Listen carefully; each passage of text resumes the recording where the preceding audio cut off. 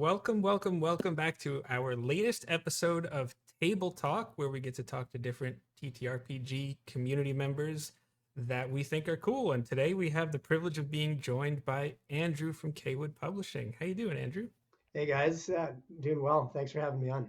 Yeah, that video that you put together for your latest Kickstarter that we just saw, Monsters of Feyland 2. I think the artwork on that, it is just absolutely gorgeous. The music is just so perfectly Fey. We love the Fey here. I did a homebrew sorcerer subclass of the Fey Magic Sorcerer, which was really fun. And even this overlay here that we're doing is an overlay pack that I put together on my new website for the Fey, and I just love that it fits the color scheme of your Kickstarter that we have in the image here in the corner, and it's just wonderful to have you here today. Thanks, guys. Yeah, that I love seeing more information on Fey creatures and Fey culture and all that kind of stuff, because I feel like even after Wizards of the Coast put out their book and their adventure in the Feywild, I still feel like it's an underrepresented area, which is crazy because it's such a fan favorite. So I picked up Monsters of the Feywild, the first one that you had made, and loved it. So I'm really excited to see more and see what you have in store for part 2. Oh yeah, and in case it's not obvious, we have the Kickstarter link will be in the description. And actually, Andrew was nice enough to be able to put together an encounter using a monster from this book to showcase what's going on here. So you're going to want to stay tuned to the end of the video for that. If we just kind of figured, Josh, if we get killed, then maybe that just means your monsters are better than other monsters, and that's pretty cool. Let's just start at the beginning. What kind of got you into D&D and tabletop role-playing games in general? Like, what was the biggest draw for you when you got started? Sure. So that was a long time ago. I'd moved to Canada. I was around 9 or so. So it was the late 70s, and D&D had just started, but was very small. Some kids from school just said, hey, we want to try this game out. This was back when it was hard. If you weren't in a big city, it was hard to actually get the books. So I tried it, and I was a player the first time, and I couldn't believe that there was a game this cool where you got to play a character in a genre that I love. Like you say, Josh was saying how, it's so strange that Fey now hasn't been such a big part of the game, because really it's at the core of the game. Fairy tales were really where fantasy started, right? So I was always in love with that genre, with Alice in Wonderland and Tolkien and C.S. Lewis, Narnia series. Yes. And I was actually getting into all that stuff. The fairy tales had been earlier, but at that time I was playing D&D, and then I started getting into mythology, like Norse mythology and Greek mythology. And then growing up in Africa, I'd seen different cultures with interesting beliefs.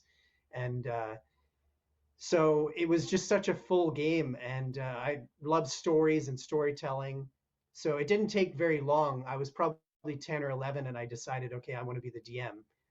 And then I played until kind of the mid 80s, so just before Forgotten Realms is coming. And yeah, I took a huge break. I didn't think I'd ever go back to the game. I sold all that stuff, all the original first edition books and everything, which now I've had to pay a lot more to get. And yeah, and I came back to the game when I first realized it when I was playing Skyrim. When I started playing Skyrim, I went, why did I stop playing D&D? Like, what? Because this is a cool game, but D&D is a whole other level, because you can do anything you want. You don't have to follow the track of the story or so I got back into it, and then within a few months of playing, the players said, you should start publishing the stuff you're doing in our game, because we love it. And because it's good. So we yeah, well, they kept coming back, like, and the weird thing is I didn't play for 30 years or so, and I stepped into playing the DM DM's role at this house of these strangers I didn't know, and I hadn't played the game, and it was the beginning of the 5th edition rules when they did a play test, and it was like nothing had changed in 30 years. That's awesome. I mean, your story is very similar to mine. I think I was 8 or 9 years old when I first played. I think I'm going to go ahead and on a limb and say about 10 years younger than you, based on what you said in our Discord server. And Right. I think I may have been 11 or 12 when I was like, I want to be the DM this time now. And it was just one of those Right, things. yeah. Yeah. And I remember looking at 5th edition for the first time and just going like, oh man, like, cause I had looked at 4th edition, which is easily the most different than all of them. Mhm. And just going like, oh, they're going back to their roots pretty hard here. This is really cool. And it was like hitting, like a homecoming. So it was really a lot of fun. Yeah, that's a really good point. I think I just lucked out in so many ways because the system of 5e is really smooth, and it did kind of go back to the original, but I never played second, third, 3.5, 4. So I kind of missed all of that experimenting, and it seems like they went back. Initially, 5th edition went back a bit to the beginning, and now I'm not sure what they're doing now, but yeah, I think I lucked out that it was quite easy for me to slip back in. And because storytelling and the focus on role playing and storytelling, that became much easier because the system was smooth. Where the system when I played was clunky and there's a lot of math, and yeah, it wasn't very intuitive, right? Like the armor class system, now it's Oh, a yeah. lot easier to teach someone now.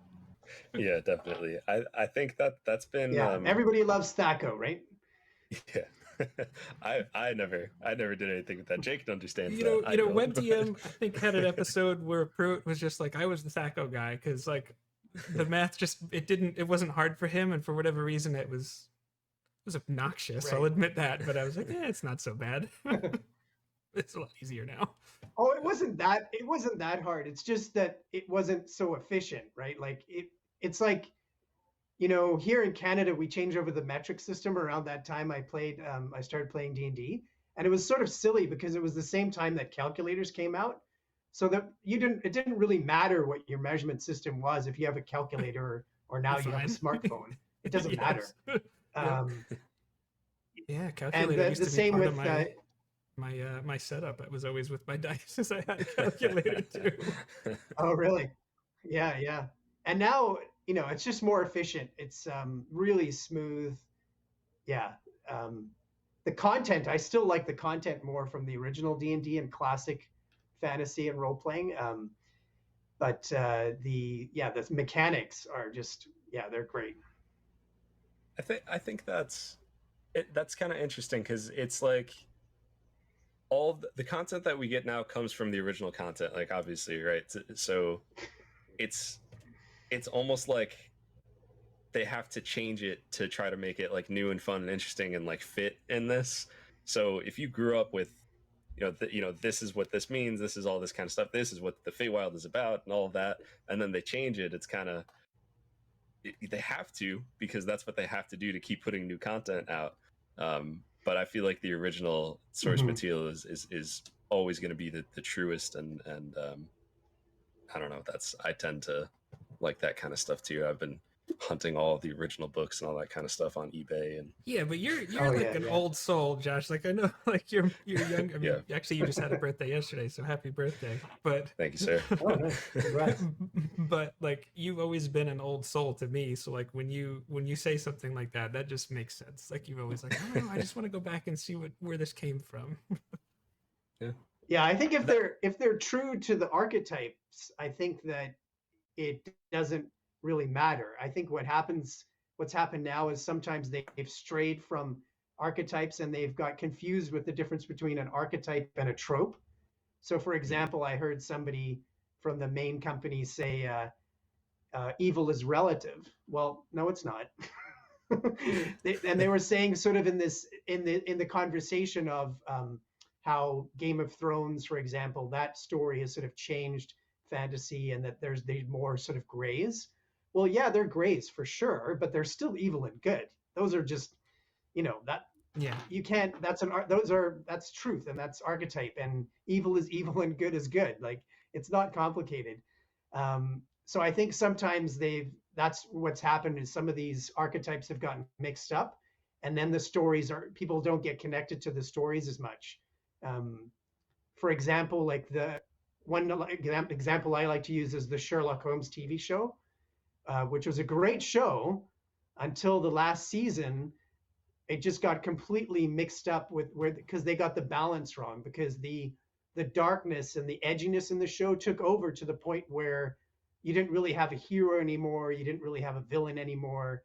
It was just sort of this dark, toxic mess. And I think sometimes that's what's happened with fifth edition is, instead of glorifying the hero, they've glorified the villain too much. Like Strahd glorified vampires, Tasha glorified witches, Xanathar glorified beholders, Avernus glorifies devils, and they forgot that the game is actually about heroes fighting evil. And yes, you can have grays, like you could have a sort of Firefly-like story where you have smugglers, but I think if they get too far away from it, it doesn't work.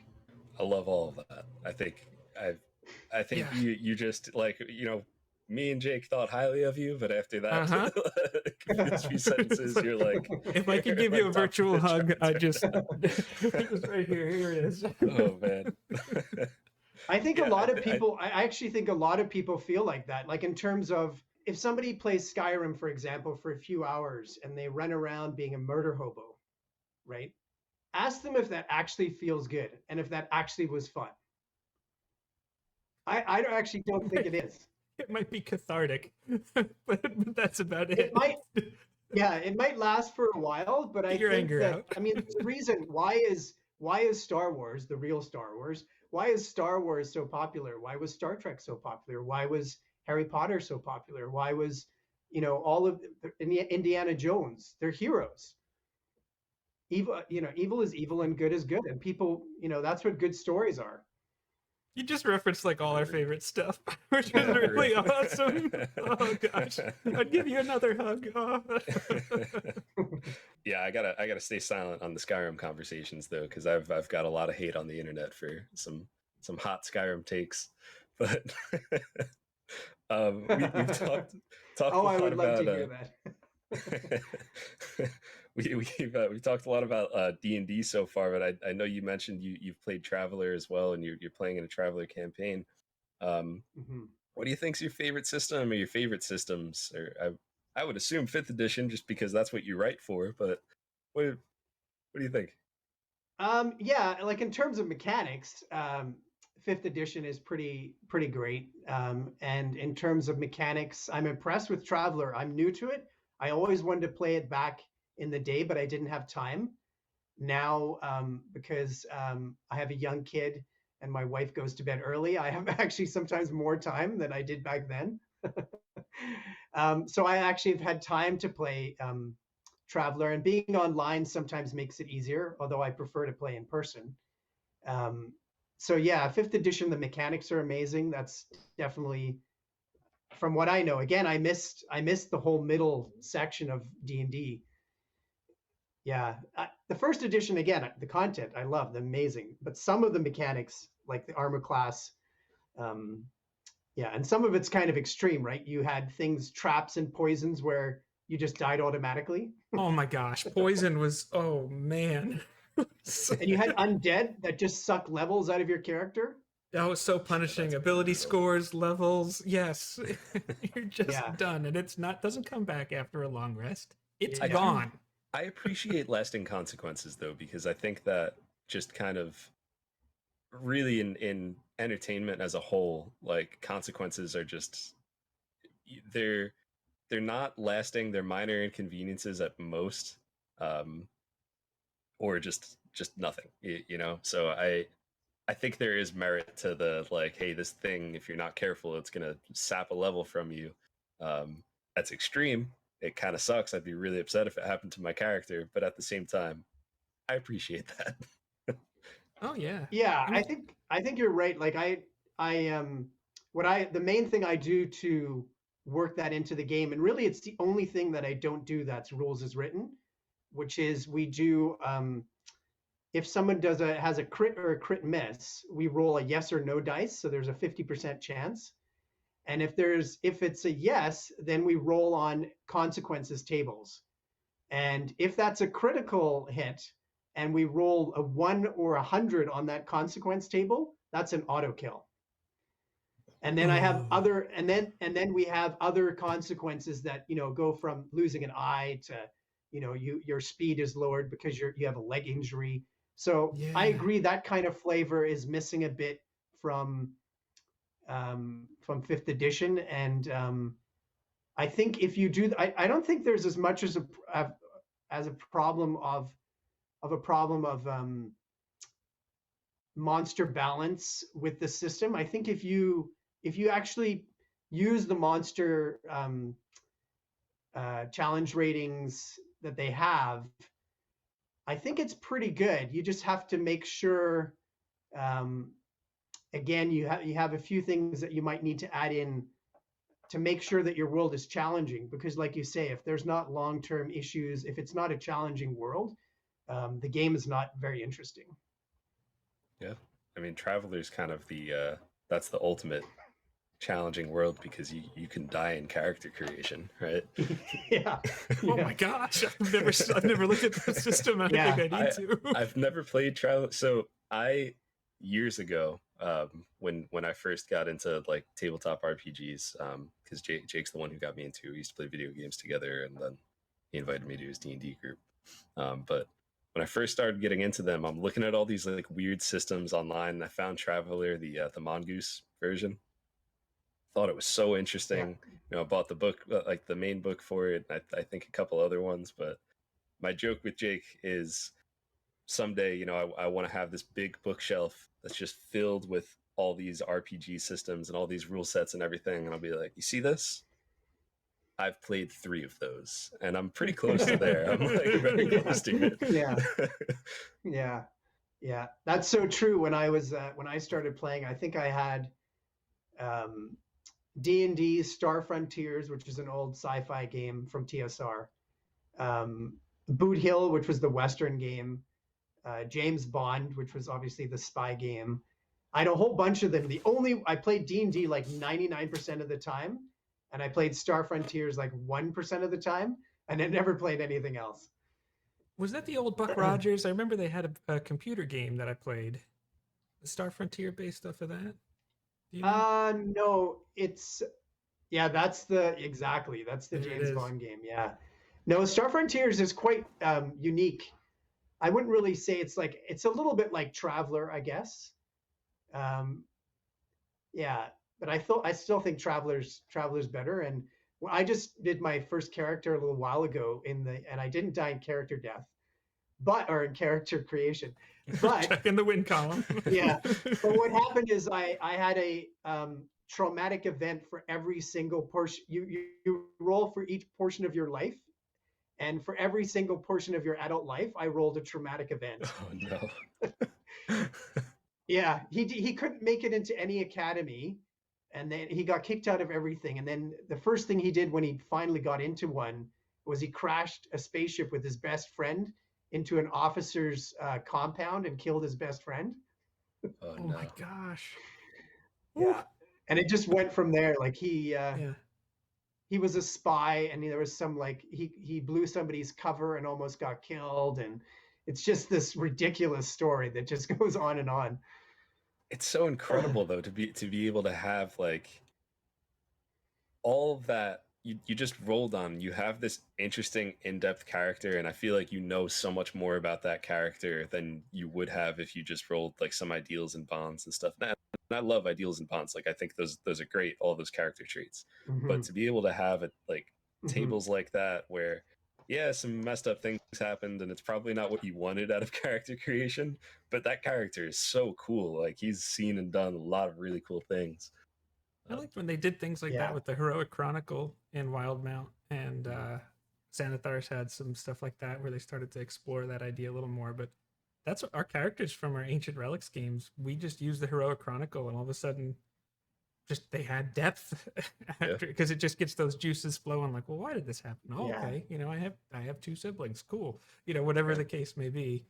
And Random tables tell some they can do really great. cool stories. Yeah, and if something doesn't make sense, you re-roll it, but whatever. But Yeah. And for a DM, it's so great because you can add that into your campaign. And I have one player who has like 2-page, character stories, backgrounds every time. And their character, I'd say, adds like, oh yeah, adds like 10 or 20% to each of my campaigns because they have arc enemies they include, the family history. They have just such an amazing story. I always put it into the campaign in a big way.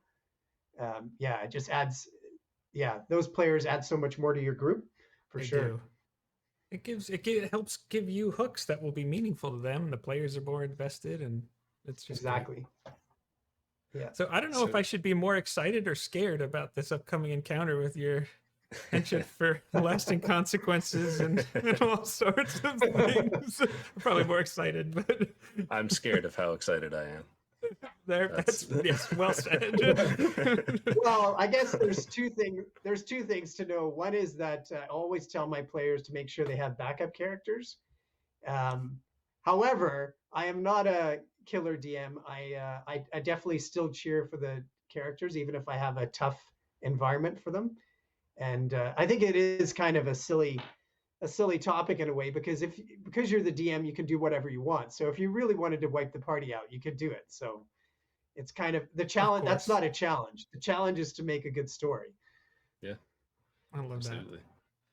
So speaking of story, I mean, you said this is the fifth. Monsters of Feyland 2 is the fifth in the series, and as we saw in the promo video, the Seelie and the Unseelie courts are at war. So what is that like? Like what I mean, originally I think you said it started off as monster books, but now it's more like a campaign. Like there's things happening here in Feyland. Yeah. The first book we had some lore in there in the first Feyland book, the one right here, Monsters of Feyland, but we didn't. It wasn't really that much of a campaign book. Ever since then, our monster books we've made them more like that, mostly because that's what the backers, the kind of thing they've been interested in. So the new Feyland book, basically, there's sort of two general ways of looking at it. One is kind of the traditional fairy tale stories you could have, which is more intimate and there's more role playing and kind of lots of whimsy. And the other side of it is that there's always been conflict between the good and evil courts in Feyland, evil and Unseelie. But now a faction of the evil court has corrupted this well, this power source in Feyland, the Well of Dreams. And because of that, an all-out war has broken out because now some of the wild fae have joined the evil court, and it's just on. There's been conflict, but now it's on. The evil court wants to wipe out the good court, and we'll give you stats for both armies and encounters, and one of the main reasons we love Feyland again is because there's no rules. You can do whatever you want there. So, like for example, in that downloadable booklet that's in the video there, most of those creatures are in the video. You can get that on the Kickstarter page. The land has come to life. There's a floating island elemental creature, and other elemental creatures are part of the land that have come, that has come to life.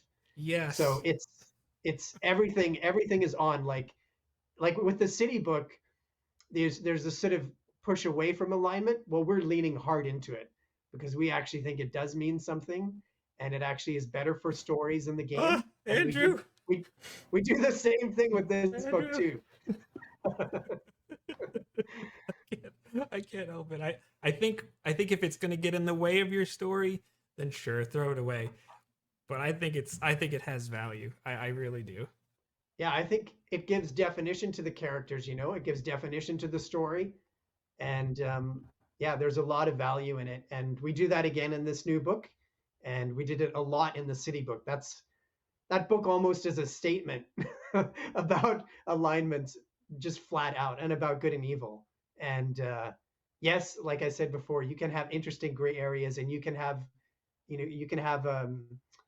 the evil can be different kinds of evil and the good can be different kinds of good.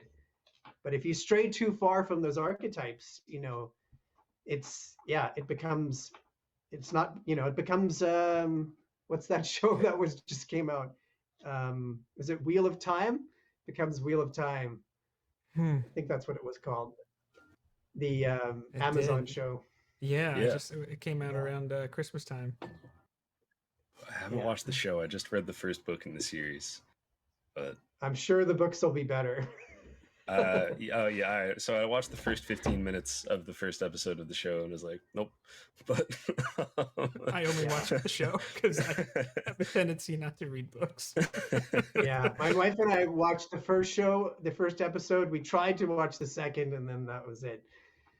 So it was okay. It was you want some fantasy filler. I was like, all right, this will do it.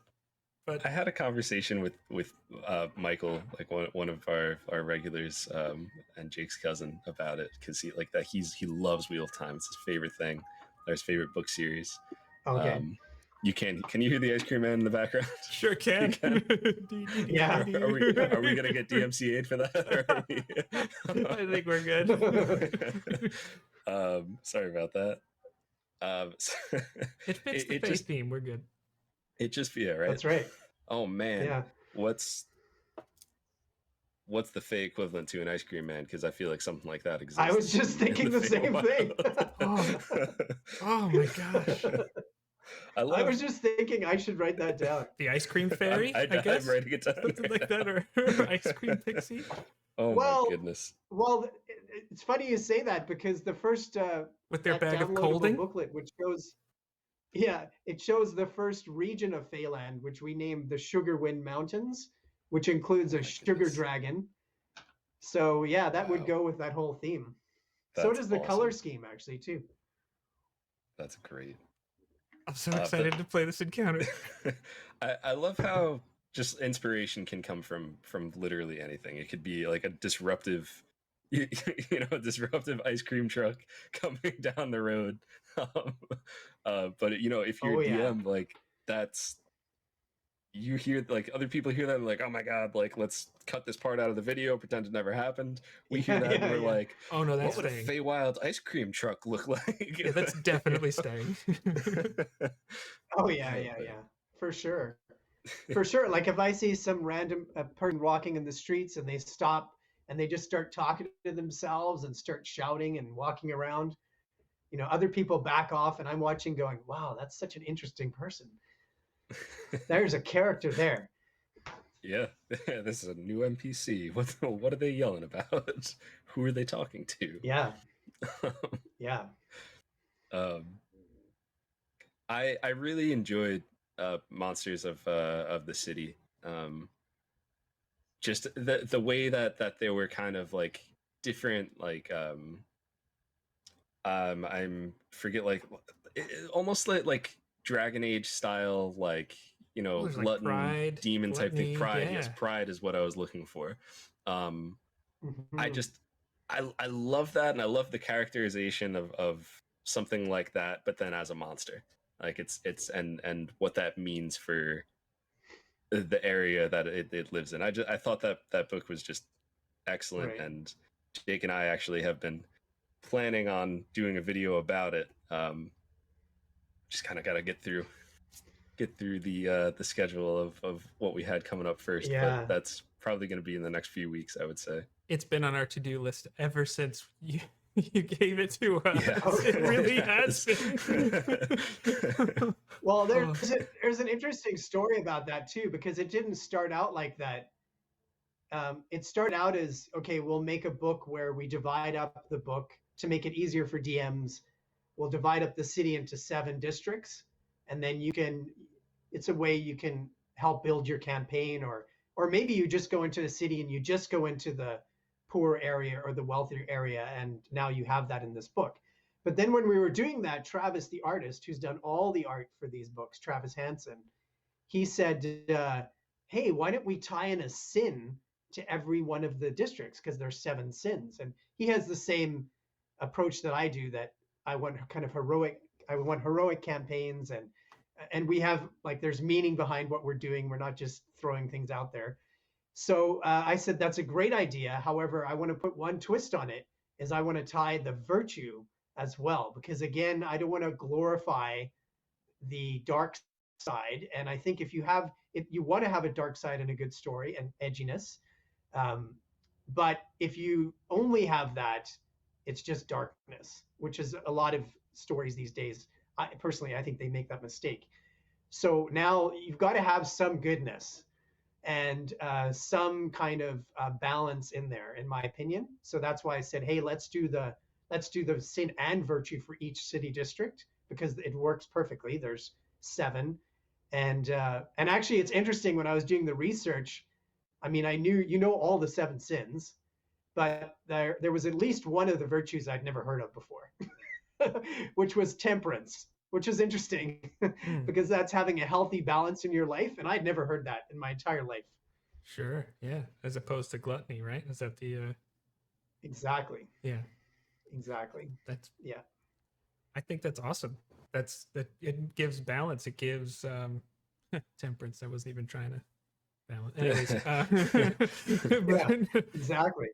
But it allows you to tell stories, and I don't even know if this is the way the book is structured yet, but I would imagine it would be very easy to maybe, depending on like even using something like sowing rumors, maybe something similar along those mechanics, to see like if you could kind of try and sway the people in one direction or the other, and maybe one side grows, and there's all this stuff that you could do. I don't know. I really love this. This is great. There's lots of ways, of course, you can use the book, lots of different tables and games. But one is that you have the minions of these sins and virtues are really acting out their orders and their beliefs. And then if you want to really amp up the adventure and you have high level characters, you could have these differing sins and virtues fighting over a city, or it could be some kind of mega city where you had all of the sins and virtues in the city. Yeah, there's a lot of things you can do. One person said, what would happen if you killed off one of them? Because you can't actually kill them. And then it'd be interesting if someone else just replaces them, right? Or what happens if you have a city where pride is now gone? Wow. So let that thought sit for a moment. Oh my gosh. That's very interesting. So this is the kind of stuff you get with a Cawood product. Go to the Kickstarter link right now and back it. Buy all their stuff. This is the level of attention and detail and consideration that goes into the products. It's something we can't really recommend enough. One thing I was going to ask you, and you kind of already answered this earlier, but I was going to say, like, how'd you get started writing supplements? But like you kind of already said that people at your table said, hey, you should be publishing this. And I love that, because you could see it in the product, right? You could see that, like, this is just something that you were doing because you loved it, and frankly, because you're good at it. It's not like you were just like, all right, how do I fill a book? I just, that's the next step. I'm into this kind of thing. Maybe see if I could try to make some money on it or whatever. It was like, no, this is just something that I love. Right. People said, hey, I should do this, and you did it, and like you could tell it. Like, the books are like a labor of love. I think you could feel that when you're reading these. Oh, I completely agree. Thanks. Yeah, it was a very organic kind of thing. Like, I never thought of doing it. And even though, like, now that I look back, it makes total sense. Like, when I started playing D&D, it wasn't soon after that I started writing my own adventures, but I was a kid making my own book and illustrating the Beholder. I remember the first adventure I had, I was drawing the Beholder, trying to copy the Beholder from the Monster Manual. And then later I did English literature in university. And then when I was in the hotel business for a long time, what did I do most of the time when I was in that business? I told stories. Because I was always around the guests. I was always something to do with guest services. So I'd meet these people from all over the world, and they would tell me their story, where they're from, and then I would tell them a story about, where we were living, either here in Vancouver or in Whistler. I worked in the ski resort. And And then I was a teacher for a long time. And how did I teach? I told stories. And the group we were playing in this setting that I'd created, I just started with a village and started to build out. And now there's a world with 9 continents. And they said, we just love this. You really should put it out there. And they gave me some third-party companies who are still in business to go talk to. I looked at what they were doing. I didn't really like what they were doing, and I saw how little they were paying their writers. And I said, yeah, there's no way. Like, this is not, you're doing all this work for almost nothing. So I might as well do it myself.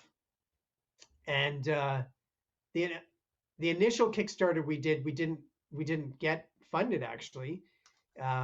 We didn't have a footprint online. We'd never published anything. And then luckily it was at that time that the drive-through had got the new license. So we published our setting. And then right after that, the DMs Guild opened. And back then it was a really great place for anybody to go to start out. There's been a lot of changes. But back then it was really great for anybody. And they actually helped the writers who were there at the beginning, new writers and people who'd done well at the beginning when it first opened. And it was a lot of good timing. And then the fortunate meeting of Travis, where I just saw his art and went, wow, like I would love to see this in a monster book. Oh, yeah. And he said, yeah, that's a great idea. And then he said, now, like any project we want to do, he's in. So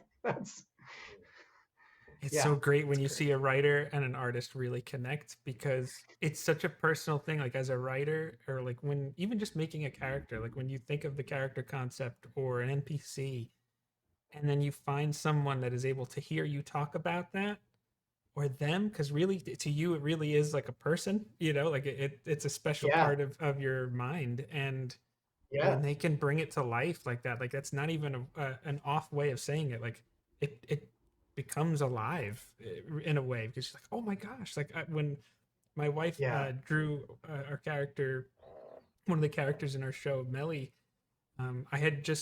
she just was doodling on the iPad, and I just walked past and I went, holy crap, is that Melly?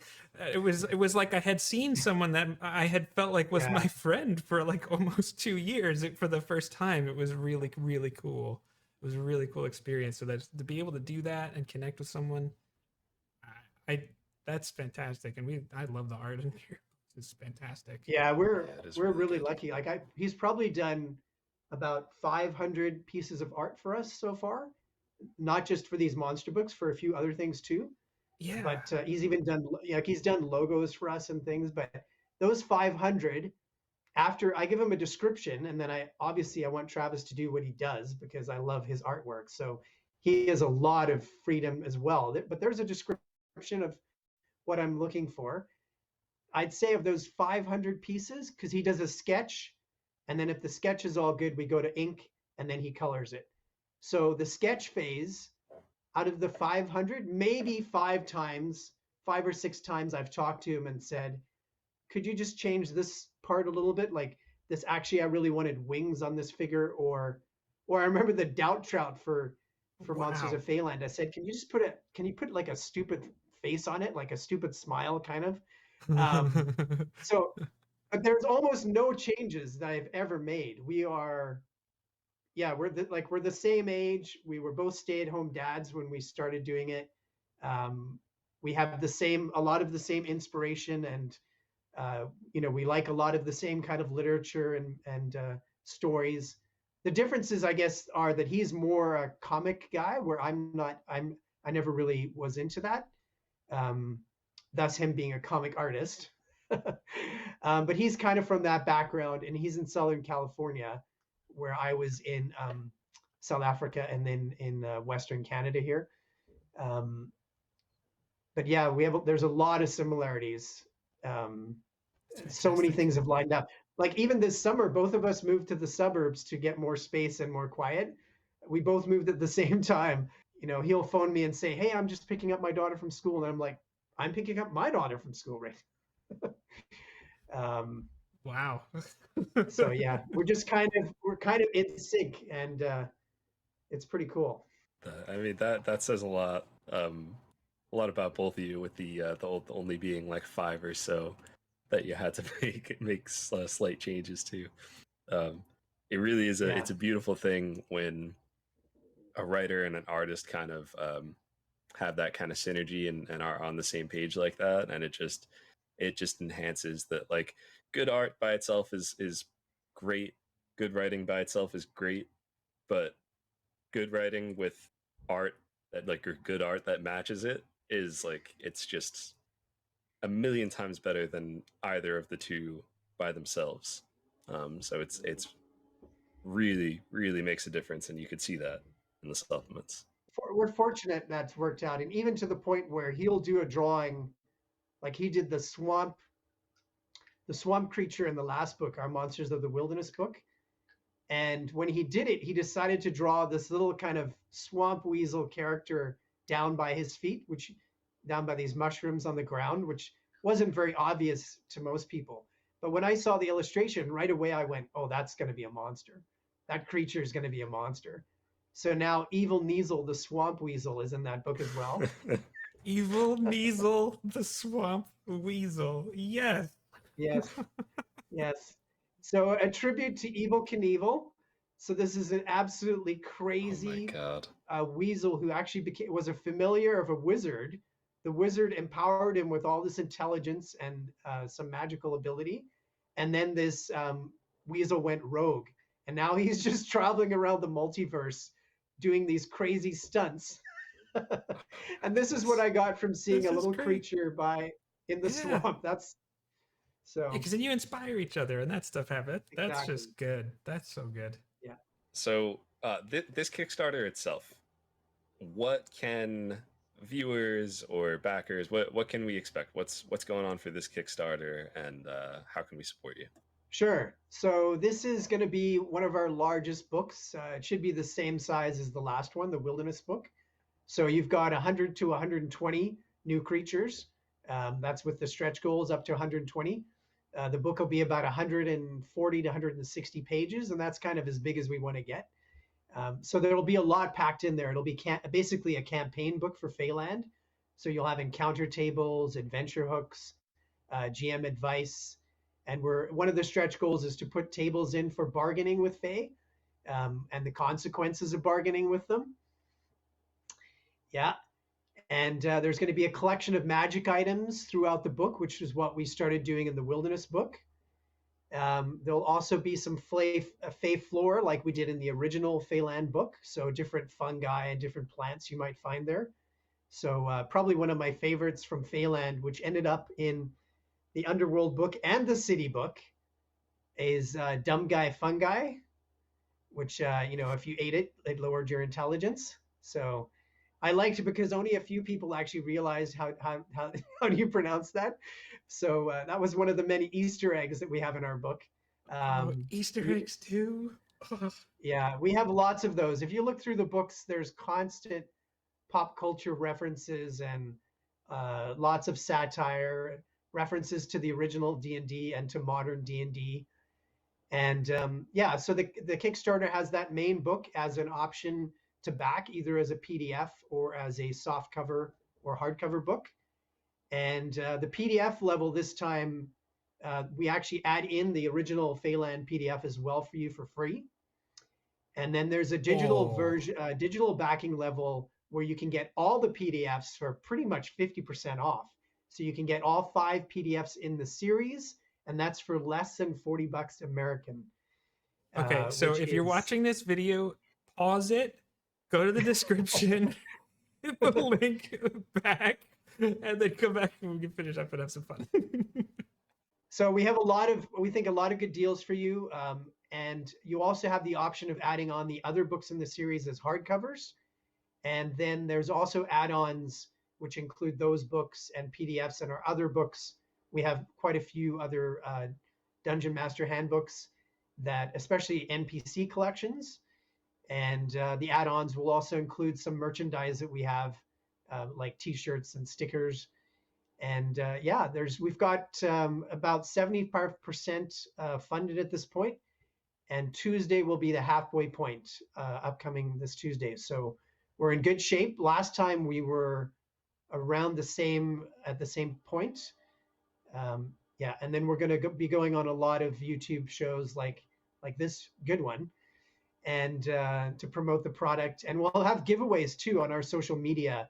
So on our Twitter, Facebook, Instagram, YouTube, we'll have giveaways in the next 2 weeks as well, where we'll give away some of these hardcover books as well. Make sure you check the description because we'll have all of the links for where you can find Cawood and the Kickstarter, Twitter, YouTube, everything. You'll be able to find it in the description of this video. So definitely check those out because you're not going to want to miss out on this Kickstarter and the deals, but also the giveaways. Of course, everybody loves a giveaway.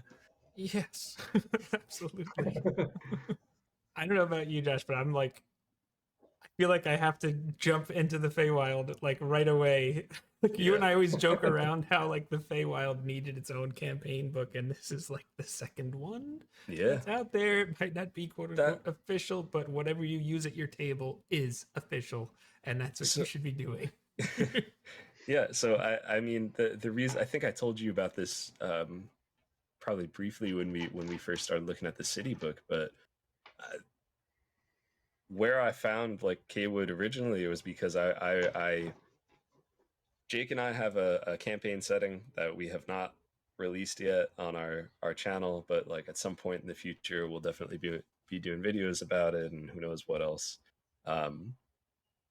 And there's a certain elf culture that is kind of tied to the Feywild, and like that was one of my responsibility sounds like the wrong word, but that was one of my responsibilities or tasks that was my project. That was my baby. And I was trying to find like more Fey information, and that's where I was really like, wow, like there's nothing out there. And I found Cawood and I was like, this is exactly what I needed. And I'm more of a skimmer, so I don't usually read like the books like start to finish, but like I just kind of like fly through, and I'm like, oh, that I could use, this I could use, all that kind of stuff. So once you find out more information from us about the Mistwood Wilds, you will also see some Cawood monsters and concepts and such in there as well, because it's very good. Nice. It's so good that we wanted to put it in our homebrew. So Yes.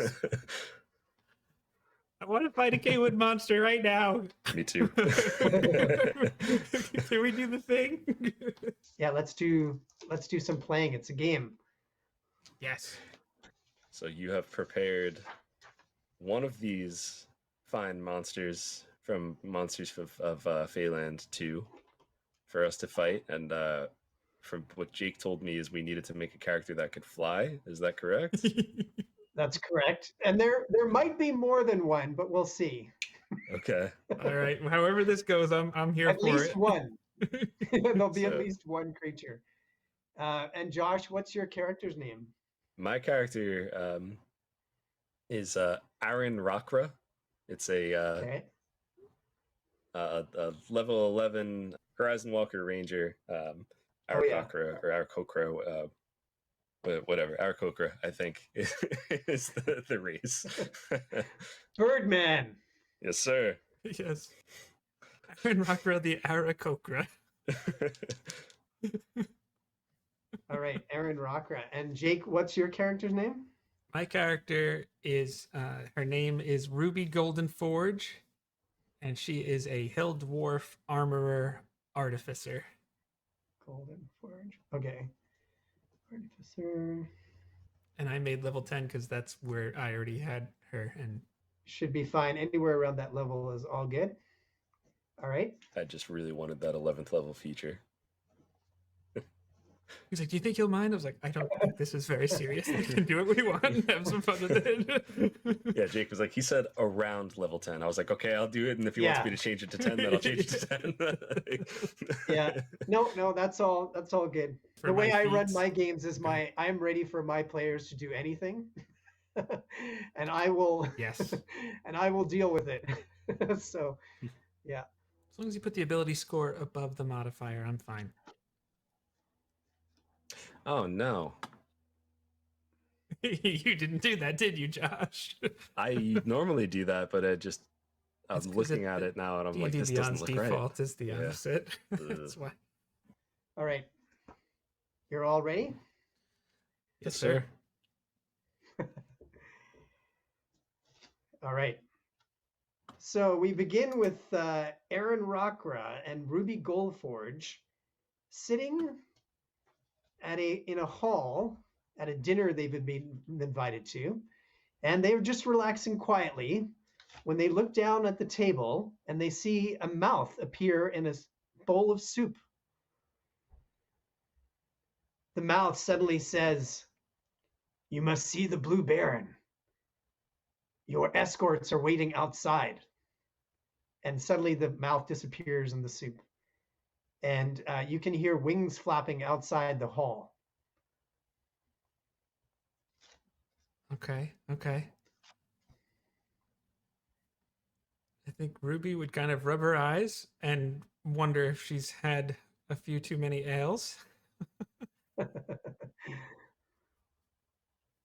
Aaron would look at Ruby, say, "Did you see what I just saw?" Hey, I thought I did. You saw a mouth in the soup there, did you? Oh yes, that too. What did you see?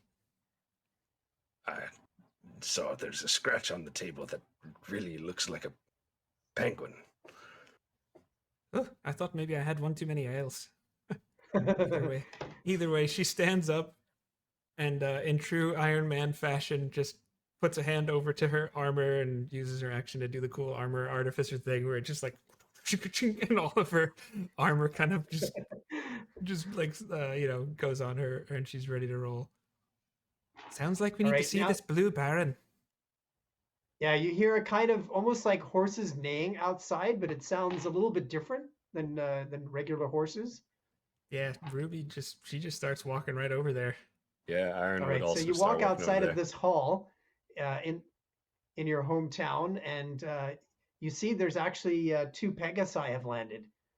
And they're just chilling there, just like sitting there. Well, they're kind of pawing the ground, and they're looking over towards you as well. Okay. Interesting. I don't think that's for us, do you? Aaron would kind of just walk straight up to the Pegasi, say the one on the left, we'll say, and as long as it seems calm still at him approaching it, he kind of puts his hand out and gives it like a pat and says, "Did you come here for us?" It nods its head.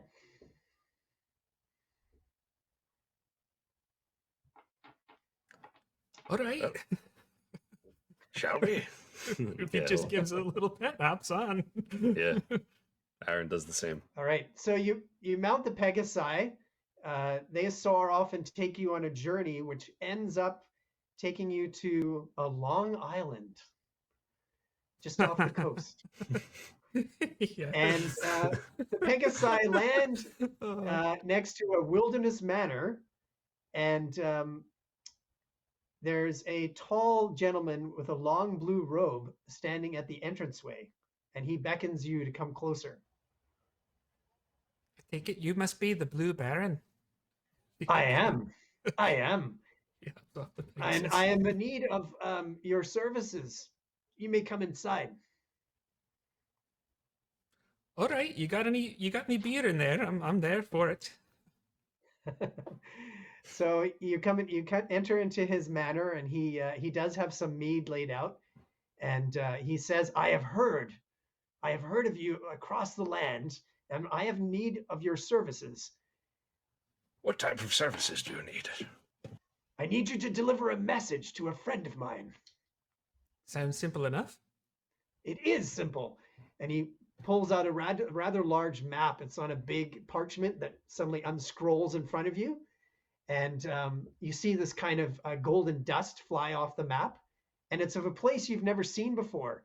You see most of it is forests, but there's one area that has mountains. And it looks like on the map, some of the mountains are floating. And the Baron points at the mountains and says, "You just need to go over here. and deliver a message to my friend Duke Cloudmuddle.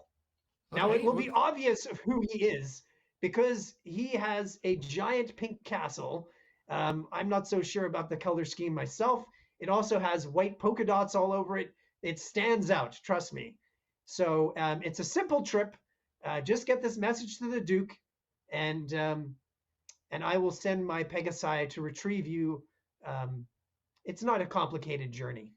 May I ask what the message is? No. Ruby chuckles. Fair enough. Putting your long nose in his business, are you? Huh? It says the message must remain sealed in this spell scroll, otherwise it will explode. And he hands it to Aaron Rockra. All right. The only other thing I ask is you must get it to him in the next 15 minutes or that message will explode as well. Oh, she's probably was taking a sip of her mead and spits of it. What are we waiting for? We got to go. He said, yes, it's time to go. And he suddenly takes the map and just hurls it at you. And the map goes flying through his mansion right towards you. And as it gets bigger, it goes right towards your faces. And you see those mountains in the map. And the whole map suddenly lands on top of you and you disappear. We're not on Long Island Now, anymore. Yeah. when you You're not. reappear, for a moment, you can't see because the sun is so blazing and bright. But then your eyes adjust, and around you, you can see mountains, very colorful mountains. Some of them are sort of an orange color, some of them kind of a light brown color. And in the distance, you see rainbows and floating islands. Off to your right is a massive floating island, and off to your left, another one as well. And in between them is a long rope bridge that stretches out about 100 feet in front of you from one island to another. And even the wind is different. You actually think that there's a smell of sweet, some kind of sweet smell in the wind that reminds you of delicious treats and desserts. And you know that you are not in or on the material plane anymore. We must have gone through the Lincoln Tunnel and past the sea of swirly twirly gumdrops. Whatever you want to call it, I think we need to get moving. Now you Right. see something else. You notice past this rope bridge on a floating island is a giant pink castle with white spots all over it. You figure it's about a mile away in total. That's pretty far and not a lot of time. We should get moving. Let's Just make then, haste. a visitor appears. Someone flies out from one of the islands, the one off to your left, and what you see is a beautiful Fey-type creature in blue and black armor, and she's flying, but apparently has no wings. She's just floating in the air, and she is right near the middle of this rope bridge, but she's floating in the air. And she points out towards you and just goes like this.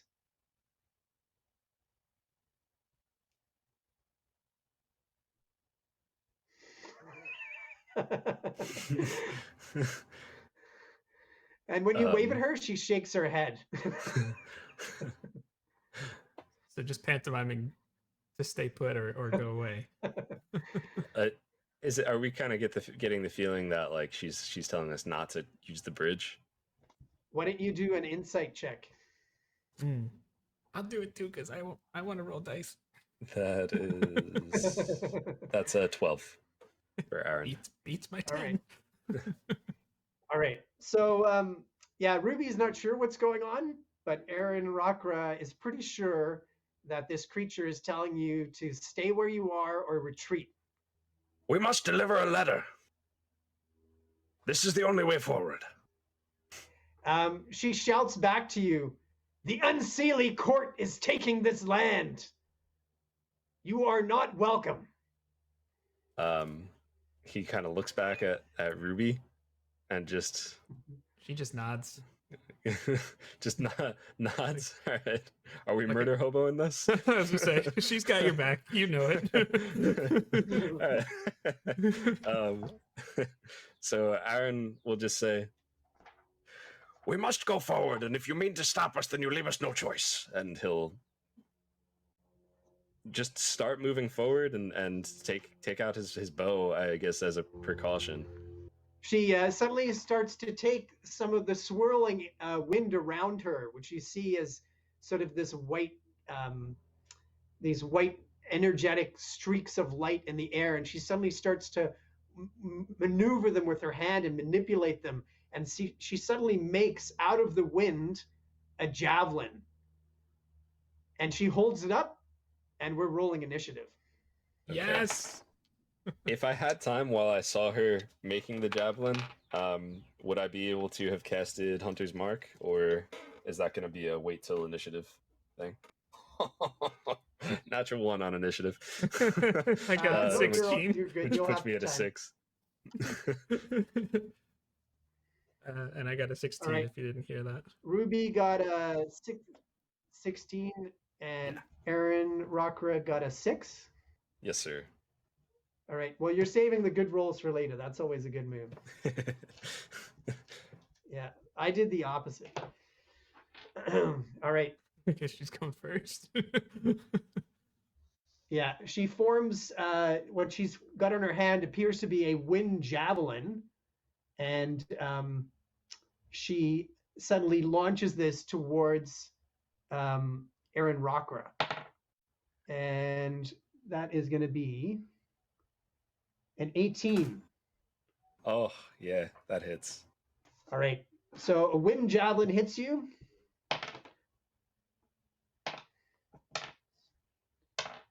That's going to be 16 piercing damage.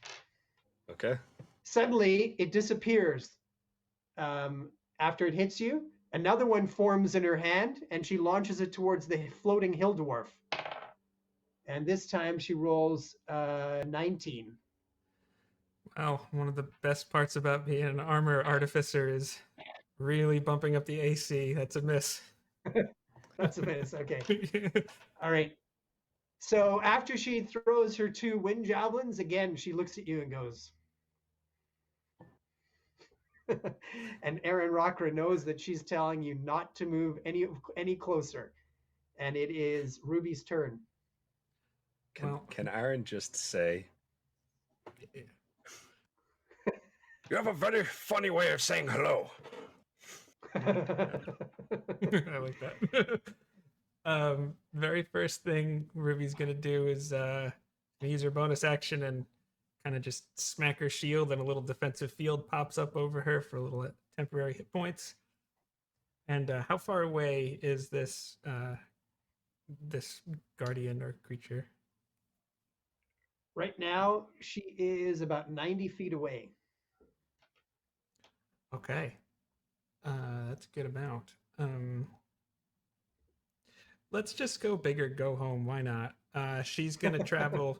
She's got 35 feet of movement because she has the mobile feet, so she's gonna travel in that direction all 35 feet. Okay.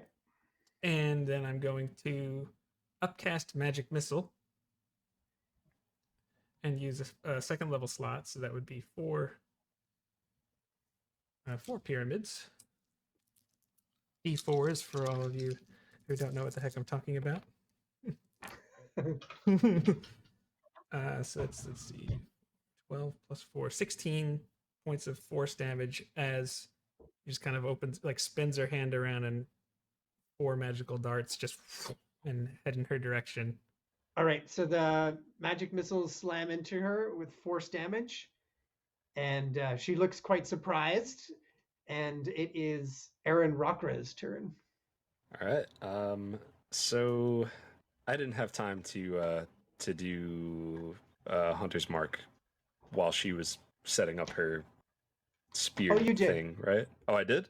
Perfect. I will kind of just make an attack with my longbow. I will say I gave myself a +1 longbow just because I figured a character of that level would have a magic weapon, but if you want me to subtract 1, I can. Okay. For sure. Yeah. All right, so I will make my attack here. First one is a 15. That is a miss. Okay. Second, which was a 3 for those watching at home. Oh, the second one is a natural 20. Oh. Oh, So I assume that hits. Now that hits. Yes, of course. I'm not using those special tables today. yeah, that's no problem. So do you usually just roll one set of dice and then double the outcome, or do you want me to roll double the amount of dice, or however else you might handle it? Yeah, you can roll double. Yeah. Okay. All right. So that is going to be 2d8 for the longbow, 2d6 for the hunter's mark, and then I am a horizon walker ranger, so with planar warrior, I'm using my bonus action to deal another. It's supposed to be 2d8 force damage, but with this, I believe the dice are doubled again, so that would be 4d8 force damage. It also converts all of the damage that's done this turn by me to force damage. Oh my! So, Wow. 6. So it's going to be 68 2d6, and let's see what happens. All right, 39. That's 39 points of force damage. Wow. That's pretty good. All right, and that's just an arrow. That's just well, it's an yeah, it's an It's an arrow, arrow, but it Cobra. did consume my bonus action too for the planar warrior feature. Yeah. Did you say, Jake, that's an arrow cockra? I did, yes. Oh, you definitely would work in my group. Yeah, puns aplenty here. Yes. Um, All right. I would also just say that he uses his 50 feet of movement to get like close with her. He would never want to be more than 20-ish feet away from her, but that's Okay. So he's moving 55 feet closer? he has 50 feet of a flight speed, so Right. you know, Okay. whatever would put him within like 20 feet. So of he's her moving is up where to you're within 40. I She's made a 90 mistake then, because planar warrior I am only supposed to be able to use if the creature is within 30 feet of me. Oh, okay. Ooh, So Josh. Ooh. I'm sorry. It's all right. I'll just adjust it approximately. Okay. I'm Okay. good. That it should be minus. All right. So our two 40. heroes fight back against the Wind Maiden. That's what this creature is. However, you now realize that she's not alone. Oh no. Oh no. Another creature appears on the bridge, the rope bridge, just in front of Ruby. And it's one of the strangest things you've ever seen, because it appears to be made out of mist. And it's carrying what looks like a long blowgun. It puts the blowgun up to its mouth, or where a mouth would be. Oh man. And it fires something towards the dwarf. And that's going to be a 14. I think that's a miss with her armor. Her armor class is very good. That's a miss. Yeah, so you see what appears to be a dart just fly past you. Now you see the Wind Maiden. Actually, both of you are closer now, so you can see that she takes out a piece of fur, a piece of amber, some glass, and something shining that looks silver. It's silverly. It's kind of silver-like, and a bolt of lightning suddenly arcs out from her, going towards Aaron Rockra. And Aaron Rockra has to make a dexterity saving throw. I'm sorry, I didn't realize I had myself muted. That's a 22. Okay. Oh, okay. All right. So you make your save, but you still take 18 lightning damage.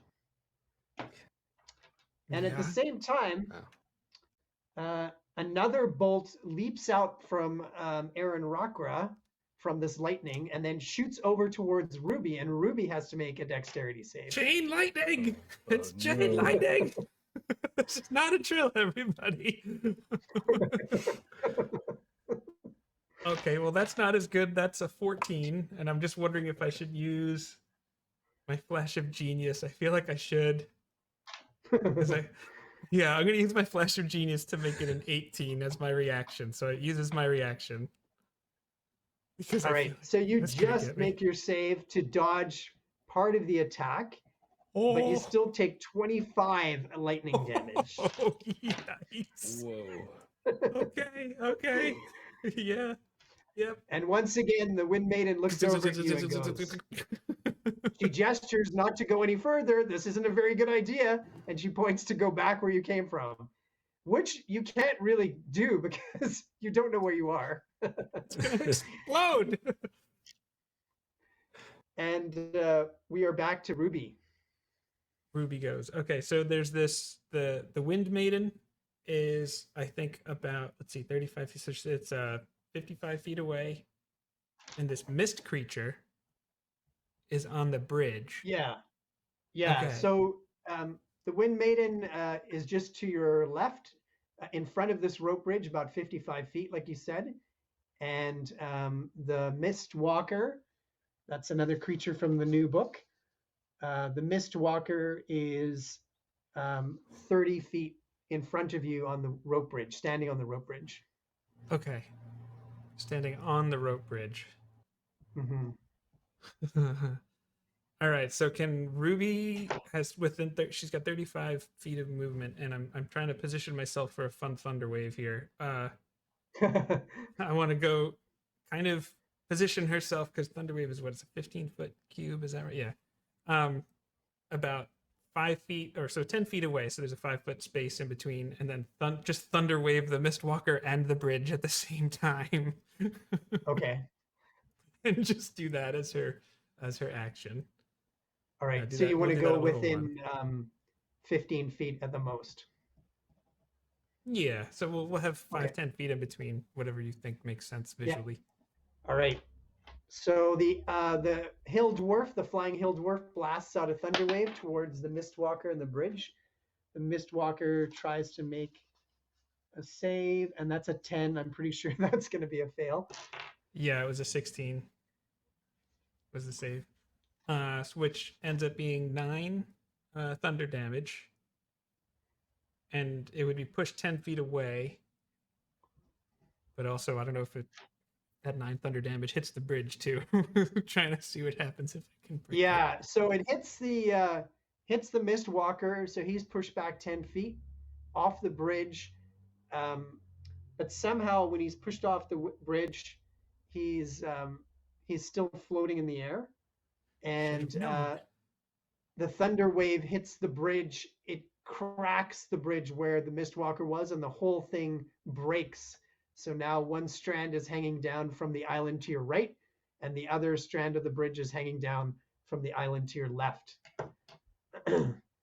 And the Wind Maiden looks around, what's going on, and we're back to the Aaron Rockra, the Aarakocra. I think actually I'm just going to use my other bonus action to get those temporary hit points again. Okay, sure. But yeah. Aaron Rockra could also cock an Aaron Rockra, an arrow Rockra. Yes. So that's exactly what Aaron Rockra will do. He will arrow notch Arrow one Rockra. back, and yeah, I guess he'll move. So still 40 feet between him and the wind creature. Yeah. He will move 10 feet closer and fire off an arrow at her with the intention of using Planar Warrior if it hits. That is a 25 to hit. That is a hit. Yes, you hit her right in the head this time with an arrow. Very nice. Also, I rolled a 20 on my con save for or my concentration check rather. All right, so we got 1d8 from the arrow, 2d8 from Planar Warrior, and 1d6 from Hunter's Mark. That puts us at 18 force damage. And you see when Aaron makes that attack, he just kind of and disappears for a second and pops up kind of 10 feet in like a circular like teleportation motion around. So still 30 feet away, but now just kind of in a different position. And he'll make another attack. Holy moly. Wow. That I just got another natural 20 on that die. Oh man. Don't use that in our Sunday night game against us. Oh my goodness. This is actually this is the die that I use the most, but I don't normally roll well. That is 21 piercing damage. It's not force damage this time since I already used Planar Warrior for the last time. All right. So she's definitely wounded. You can see blood on her armor. Even though she looks like this almost otherworldly creature, she's definitely injured. And she looks around at where both of you are flying to. And then she sees the Mistwalker, who suddenly blasts out something very familiar to the dwarf. And you see magic missiles, sort of misty magic missiles, these bolts of mist start blasting towards you. Yeah. Okay. And 3 of them hit you for 10 force damage. Okay. Then the Mistwalker disappears, and you see him reappear on the floating island to your right. Oh boy. Okay. Ruby can fly, but she's not that fast. All over the place. Wind Maiden takes out the same component she had last time, and another bolt of lightning launches from her towards the Birdman. Oh no. And you have to make another dex save. Let's see, 14. That feels like a 14. not good one. I don't think that's good. You just made it. You just made it, actually. Okay.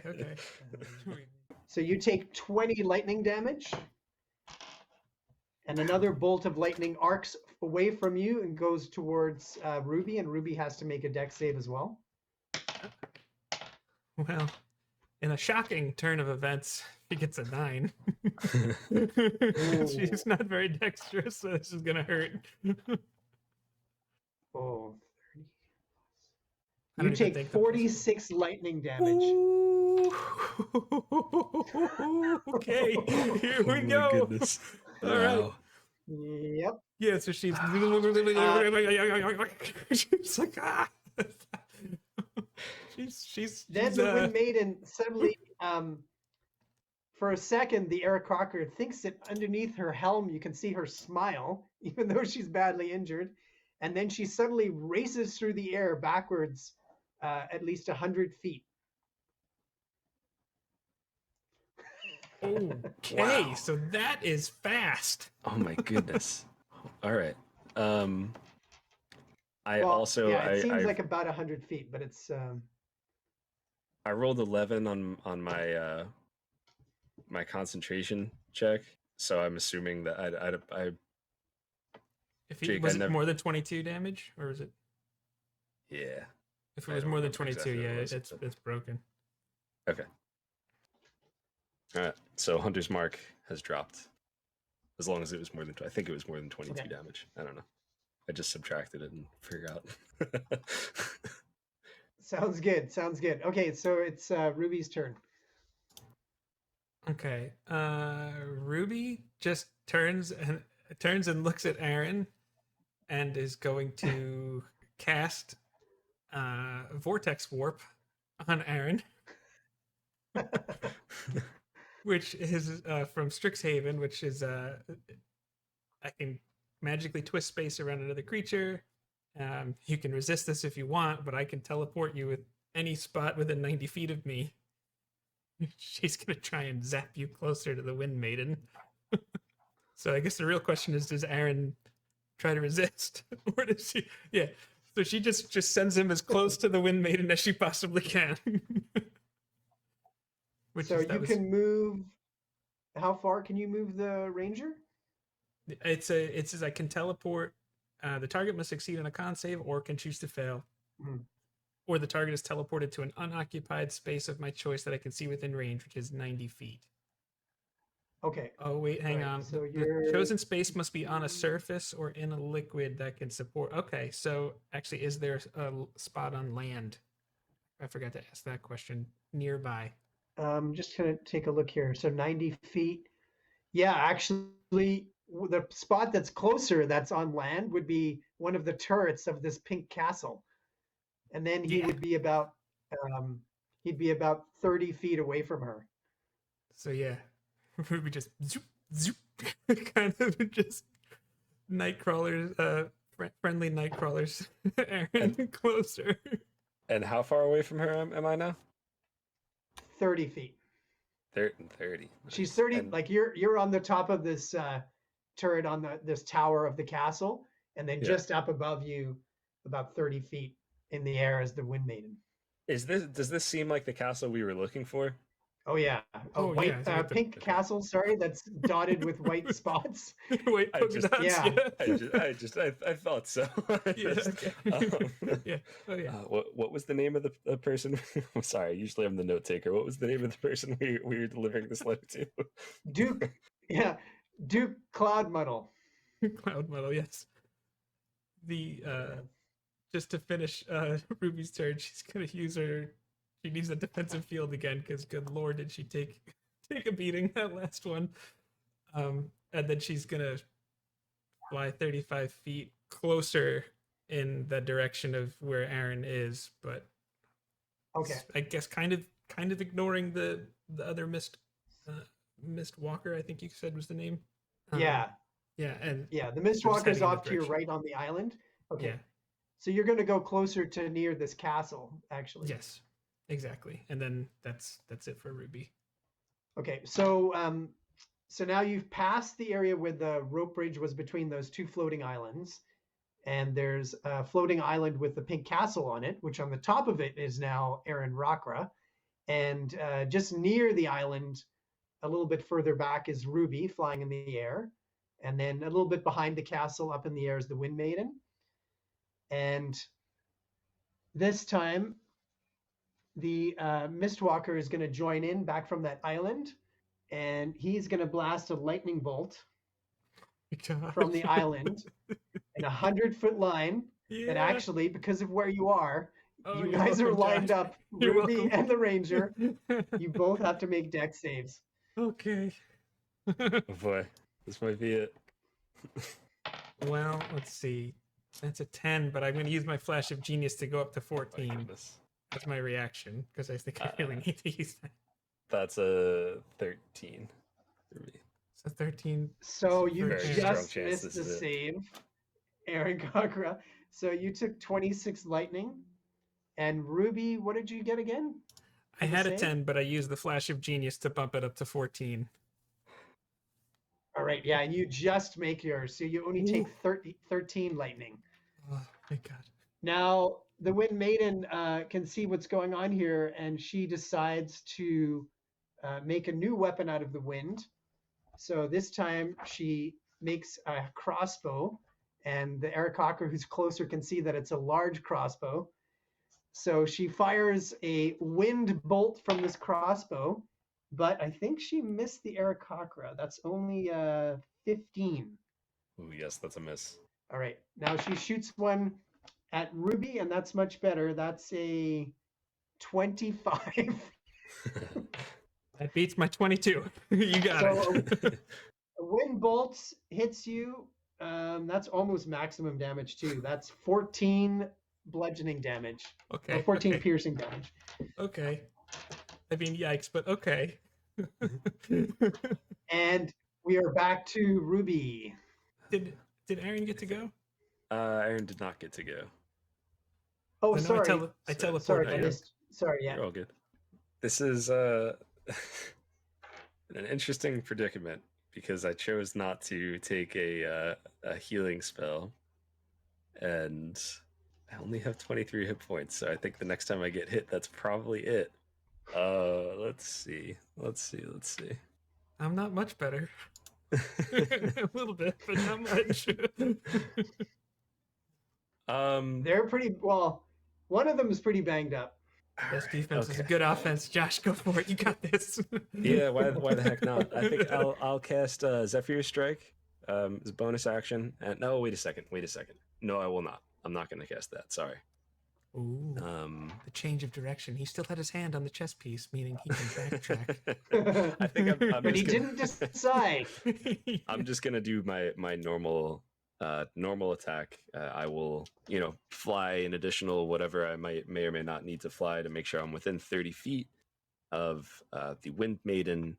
And my intention again is to use this planar warrior to get that sweet force damage, and let's see what happens. Well, it's an 16 to hit rather. Oh, just missed her. She just dodges out of the Dang. way. All right, we'll try again. That's a lot better. That is a 29 to hit. Oh yeah, Which- that's a hit. yeah. Yeah. All right. So we got 2d8, 1d8. So that's going to be 3d8. It's 9, 10, 6. That's 16 force damage.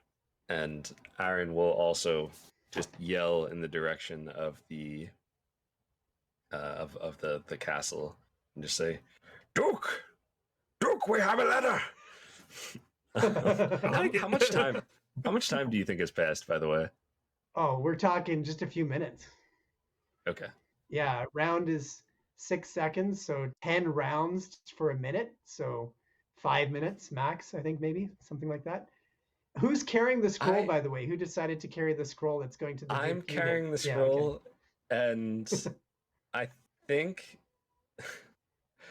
what I'll do is I'm gonna go into melee with the Wind Maiden, and yeah, so like I'll just be within her actual like melee reach. So if she moves away from me, then hopefully I get an opportunity attack or something like that, or I don't know. So you want to move closer, like within 5 feet?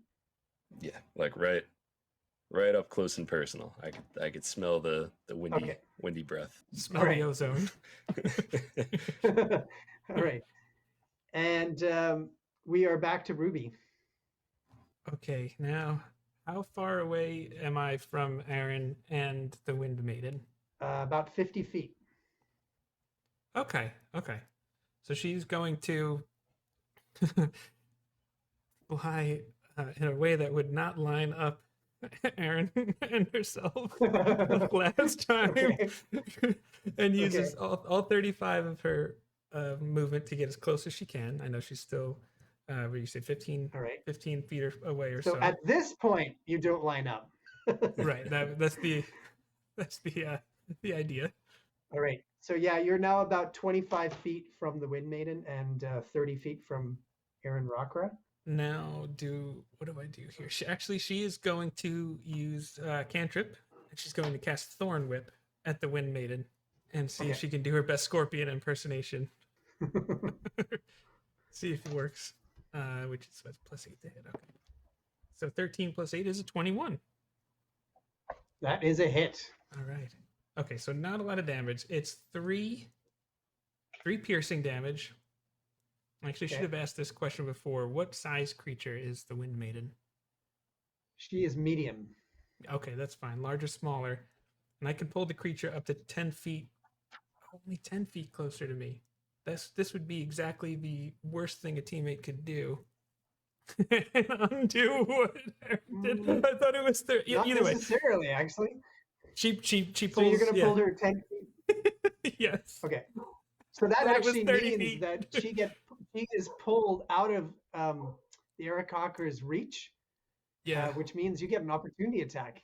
As an opportunity attack, can I just open the letter? Oh my god. Oh my word. So the I know letter that's says, a stretch, so I don't Dear know." Cloud Muddle, yeah, Dear Cloud Muddle, I've already sent 25 different adventuring parties. Let's see if this one survives. And Yeah. I mean, That's all it basically says. my goal is that's great. I love that. This is fantastic. And now you actually see a strange being, a 6-armed fey kind of creature, wander out into the courtyards below, and he's smoking a hookah, just watching as if this is his afternoon entertainment. Oh, that's great. Um, Yeah, that checks out. my goal is to kind of like stick her with the letter, like after it's opened, but I know that's probably outside of the scope of an opportunity attack. So just if all I did was open it, then that's fine too. You want to pass it over to her somehow? Just Put it kind of into her like armor open or it something? and yeah, like like hot potato. Yeah. Yeah, for sure. You can do that. You can like slip it into her armor, and she's like, "What's going on?" Then she decides to manipulate the wind again, and you suddenly see that she's created a huge 2-headed sword, and she uses it to try to attack the Aarakocra as she moves back within 5 feet of you. Oh boy. And just as a note, I did my defensive field again. 17. No, hold on. Yeah, 17. 17. Yep, 17 just hits. All right. Well, you got a bit lucky on the damage, so that's 11 slashing damage. All right. I definitely did get lucky there. And she does it one more time. And I think she might have missed. 13. That's a miss, and that saved me. All right. Now, on the island just behind Ruby, there's the Mistwalker still hanging out. You hear it chanting in a strange language, unless you know Sylvan. I don't think I do. I know Sylvan, actually. All right. Elvish, Oh, okay. So Dwarvish, and you hear Primordial. it chanting something to do with light and something to do with meddling dwarf. And Ruby must make a dex saving throw. Oh gosh. 13 plus 3 is 16. That's not bad. That's not bad. Oh, yeah. So you fight off the spell. So it tried to put fairy fire on you, but unsuccessfully. Ooh, okay. Yeah, that would have been very rough. All right. So we're back to the Aaron Rockra with his real turn. Yeah, I'll make my attack with just with the disadvantage, with my longbow. 24. That's pretty to good. hit. That is a hit for sure. Okay, so that will be 2d8 force, 1d8 this, and that's going to be 19 force damage. And as that kind of like I notch back that Ooh. Aarakocra, fire it off. Once it makes contact with her, I kind of and reappear 10 feet away from her. All right. So that hit her really hard. It looks like she almost got knocked right out of the sky and appears to be in trouble. There's blood all over her fey armor now, and it is Ruby the dwarf up. Ooh, I get my extra attack as well, so I'm gonna make my other attack. And this one is a 18 to hit. That's a hit. Yeah, just a hit. That is 14 piercing, just regular magical piercing. All right, you hear this piercing scream as she drops out of the sky and vanishes from your sight. Does the letter like drop on the floor too, or is it gone? It looks like your scroll went with her. Okay. We are back to Ruby, and now you have the Mistwalkers just behind you, to your right on that floating island. And meanwhile, Duke Cloudmetal seems to still be enjoying the entertainment. Sipping a Mai Tai. So how far away is the Mistwalker? Yeah, 30 feet. Ruby just charges the Mistwalker, flies in a straight line, and just pops out her thunder gauntlets, and she tries to punch this thing in the face. She really is the Iron Dwarf right now. Oh yeah, she's just going all for it. That's not bad. That's a 25 to hit. All right. So you see this creature has no kind of armor or anything at all, and that's a hit for sure. let's see, it's 3 plus 4. That's 7 thunder damage. I like to think there's little sonic eruptions as she hits the thing. This is girl Thor. Pretty much, yeah. Pretty much girl Thor. And if going for a second attack, because she's got her extra attack. Let's see. Well, that's not as good. That's a 13 to hit. You just missed it. You almost got him, actually. Okay. So he responds by lifting up his blowgun again, and he blasts it towards the dwarf. Oh no. That's 24. That's as close as I got to a crit. I got a 19. Yeah, that'll hit. So 24 is a hit. Okay, you have to make a con save. Okay, I'm not terrible at those. I'm actually pretty good at those. Okay, so that is a 21. Ooh, that was an important save. All right. So yeah, you fight off the effects of some strange poison in there, but you still take 7 piercing damage. 7 piercing, okay. Yeah. And it is Aaron Rockra's turn. So you're about 15 feet away in the... Oh no, the Wind Maiden is gone, apparently. So you're about 60 feet from the Mistwalker. Aaron Rockra, maybe a little bit of Josh metagaming, but Aaron Rockra is thinking mist creature. I bet he doesn't like lightning. Ruby, move away! And he's going to cast lightning arrow at Oh no.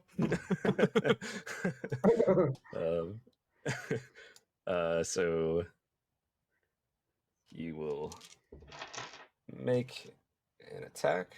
This arrow, which is going to be 28. And boy, I should have done the Great Weapon Master thing too, or whatever, sharpshooter as well. So I'm assuming that hits, but next time you make a range attack during a weapon spell, make the attack roll as normal. Target takes Definitely 4d8 hits. lightning. Yeah. So he'll take 4d8 lightning damage on a hit. Well, that's 12 lightning damage. And then second half of that, whether I hit or miss, each creature within 10 feet of the target must make a dexterity saving throw. Okay, that's me. Or take 2d8 lightning damage. I did get a natural 20 on that, so a 23. How much am I taking? 5 is what I rolled, so it'd be half that too. That's not bad. Okay. And how much damage did the Mistwalker take? 12 lightning damage? Is that? That sounds I think I right. said 12 lightning damage.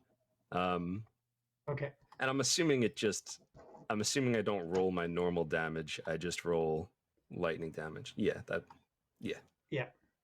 All right. But I do still the have my Birdman extra attack. attacks again. That's a 17 to hit this time, and That is a hit too. It's 14 piercing damage, just regular magical piercing damage.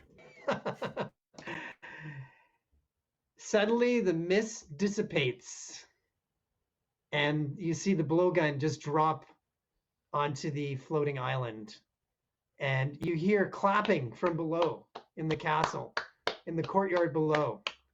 And Duke Cloudmetal is clapping with all 6 of his arms. Bravo, bravo, he says, bravo. And he shouts up at the 2 of you, you're the first ones who survived. Would you like to come in for tea with me and the Hatter before you get your ride home? Certainly Sure. think we earned it. You know what they say, 26th time's the charm. Yes. That's right.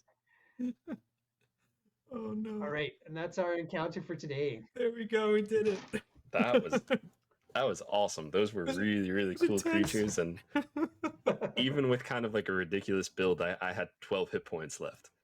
So that was a lot of fun. That was a lot of fun. I have Well, the the big defensive thing field was for B. It gave me 40 extra temporary hit points for the fight, which is the only reason why I have 35 left. wow. I was just Captain Tanky Well, Pants. if you didn't save with that last dart, that is a sleep dart. So you would have fallen man. unconscious, and you would have just dropped. and it's hundreds and Goodbye. hundreds and hundreds of feet. Yeah. So Dunzo. yeah, Oh I my think goodness. is the max. I think is the max 10d6. I think that's the max. Something like that, which is a little That's silly to me, but that's I where guess you would have. Yeah, you would have I'd- faced that. So that was a good save. Ooh, ooh. All the way I- down. Yeah. you So just the hear, idea is Goodbye. those wind maidens are sort of patrolling that area, and yeah, they're quite a handful. I love that. So I expect there's a Yeah. whole lot more where that comes from in Monsters of Feyland Part 2, Well of Dreams. Yeah, and we're trying to be more and more creative with the mechanics too. You know, we took it a little bit easy at the beginning, but now we're trying to stretch our legs a bit more and add some new interesting mechanics as well. And I love in the Feyland that you can really blend a lot of things because a lot of the creatures are going to be magical. And I think that makes Yes. for very interesting encounters and battles for sure. It's like, I think we got this. A very tanky build here, got tons of health, big AC. And you're like, make a deck save. I'm like, well, yeah, okay, there's that. When I rolled that first crit, I was like, oh, like I almost wanted to say like 19 instead of 20, like because I was like, oh, like I don't want to roll all over this thing, but that's not what happened, and I rolled more than one crit. Couple of dice go differently. Yeah. It's funny how in general the game's pretty balanced that way, you know. And I think as a DM you can always do things to help that, because you want to make sure things are challenging. And one thing I always do is I vary my treasures quite a bit. So if a fight does go easy, like whether it's in a dragon's lair or anywhere, if it's an encounter with bandits on the road, whatever it is, if the encounter does go easy because of the dice, then the treasure changes quite a bit. Mm. So I think that's one thing you can do, so that that's a big part of the game is what rewards you get. So Sure. if something is really tough, I basically have a list of treasure for that session, and it divided up, and then the really good treasure troves will be for battles where it was worthy, right? Nobody's surviving. I love We that. barely made it. Yeah. Yeah. Well, thank you so much for doing this. This is wonderful to chat with you and to get to know you a little bit, and you to run this beautiful one shot in Feyland, which is wonderfully cool. Fey. Like, can we hold up this messages? No, you can't. That was so wonderfully Fey, and what the message said was so wonderfully Fey. Like, I was just bravo.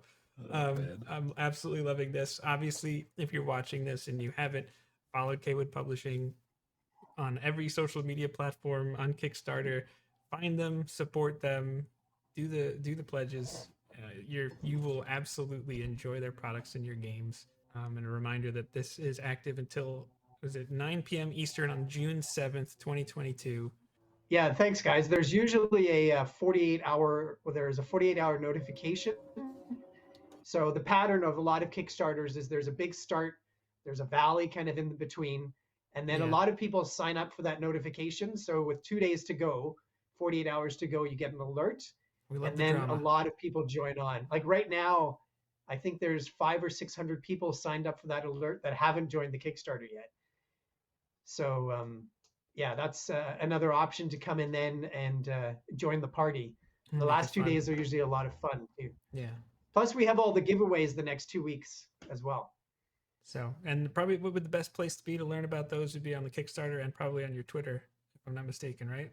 Yeah, we'll have it's on our updates on the Kickstarter, and then on all the platforms, Twitter, Instagram, Facebook, YouTube, in all those places, we'll have a separate giveaway for each one this week and next week.